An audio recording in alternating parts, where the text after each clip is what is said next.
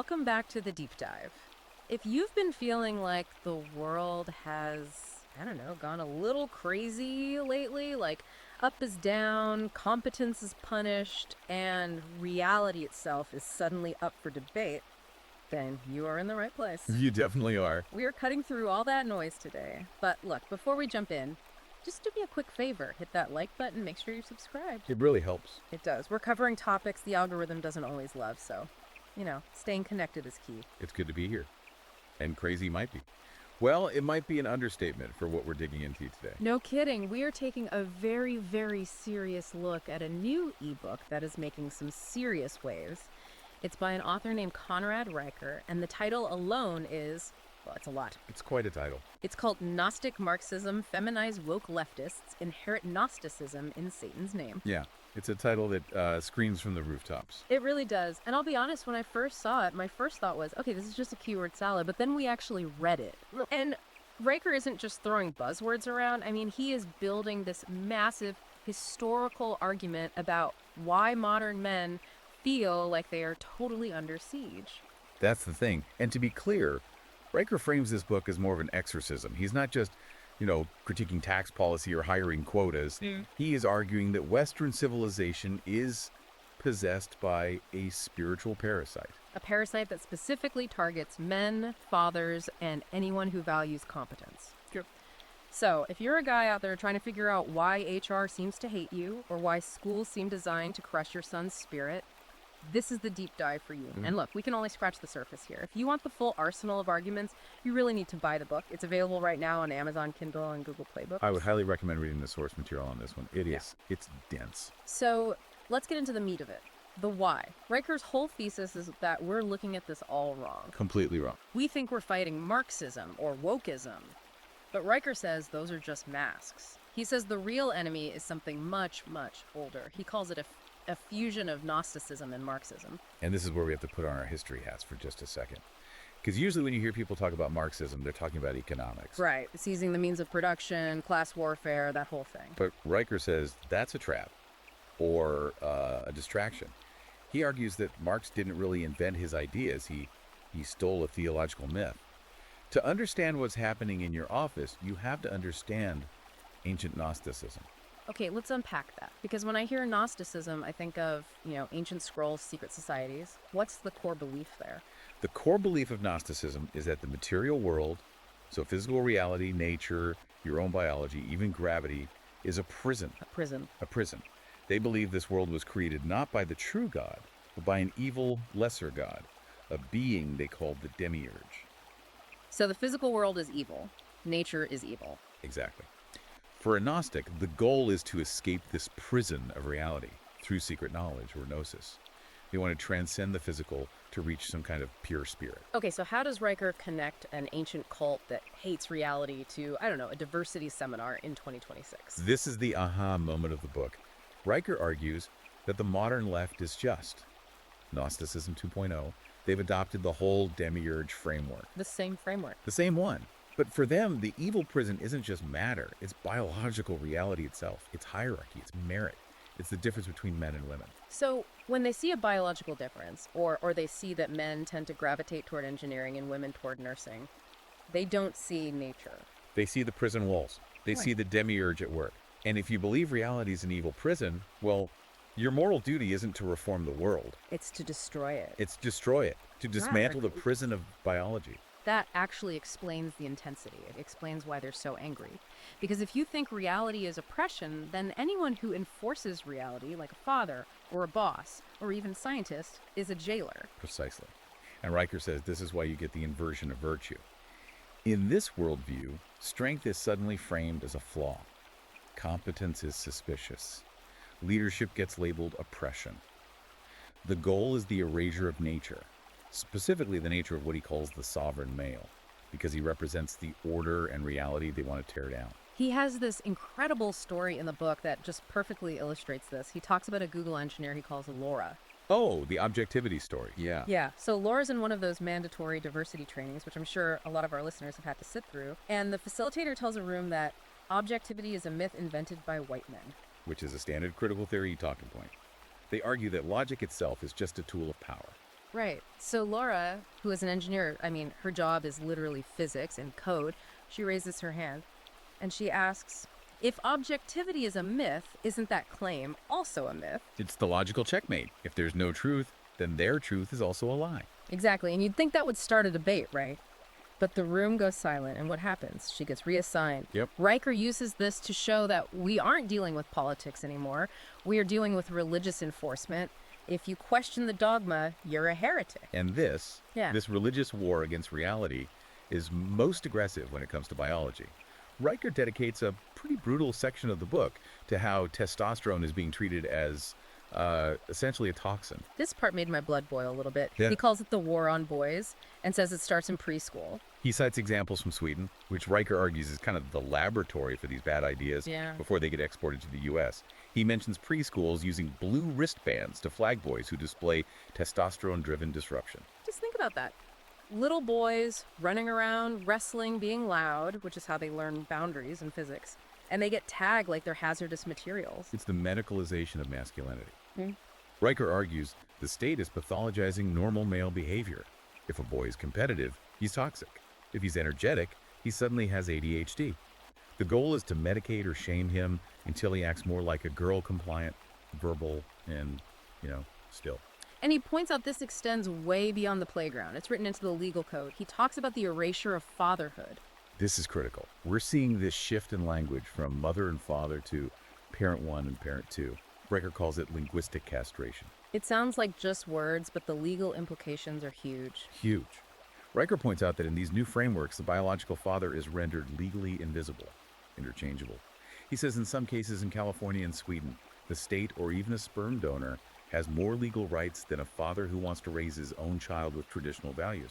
If the father contradicts the mother's ideological upbringing, say on gender theory, the state just steps in as the true father.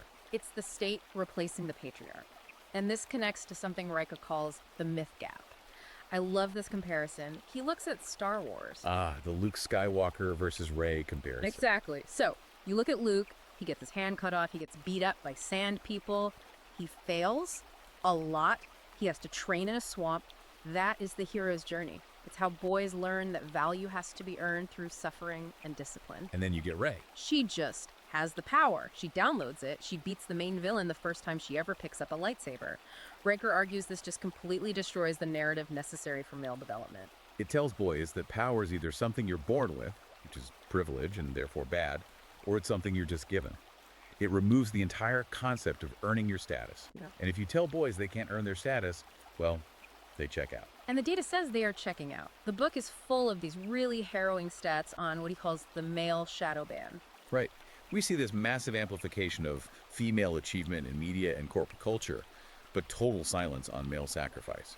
Riker points out that something like 93% of workplace fatalities are men. 93%. Men are the ones dying to keep the lights on, keep the roads paved, the sewers running. But they're invisible. Worse than invisible. Riker says the system hates them because their work proves that the material world is hard. Their work proves you can't just wish for electricity and clean water.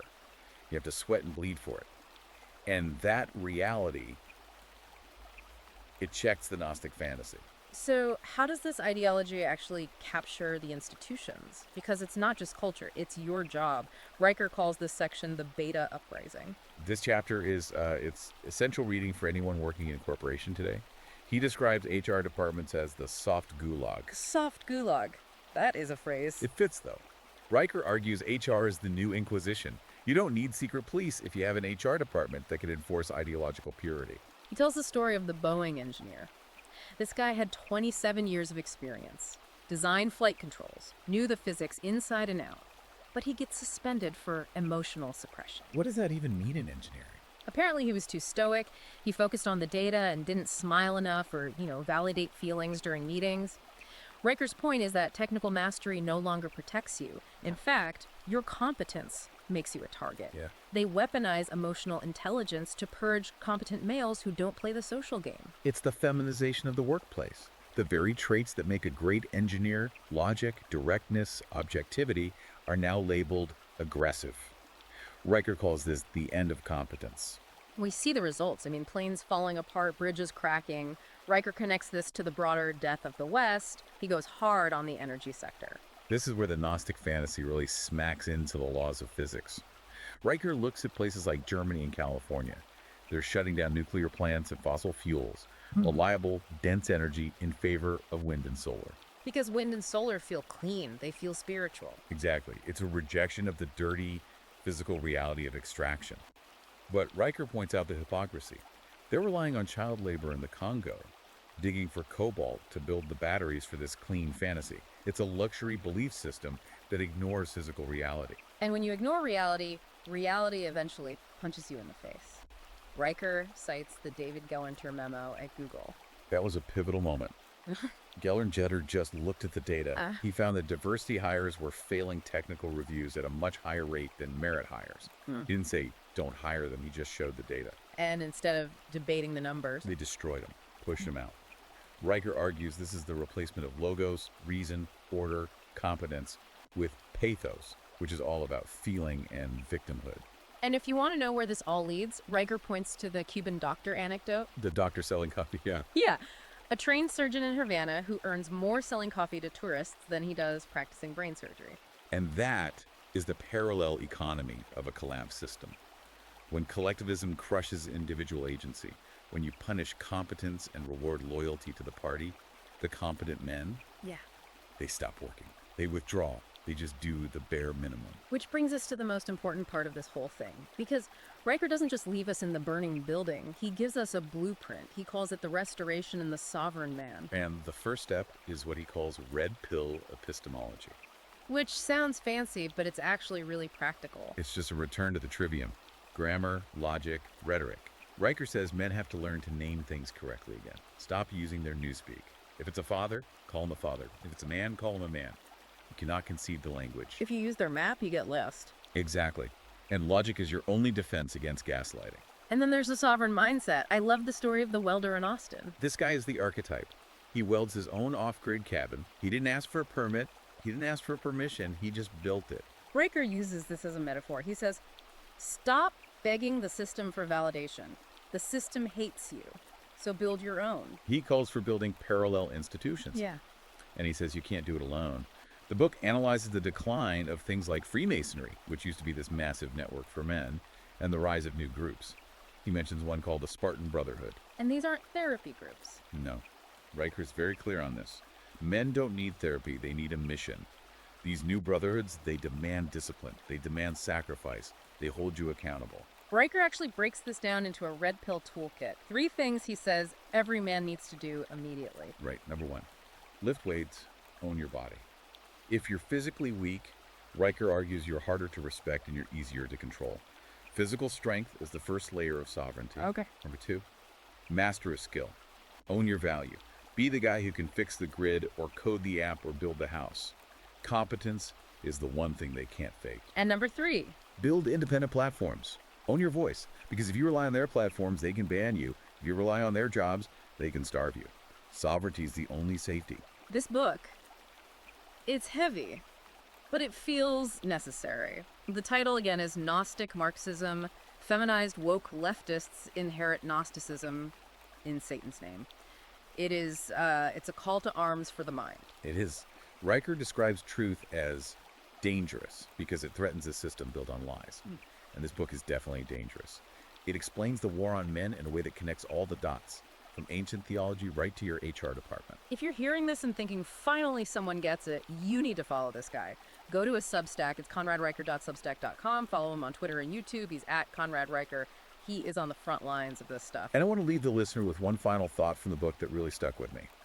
Riker writes, "The system doesn't want you to lead, it wants you to obey. But a man who knows his purpose is dangerous to a system built on lies." That is powerful. Listen, do not just listen to this deep dive and then move on. Go to Amazon, Kindle, or Google Playbooks right now. Buy the book. Leave a 5-star review.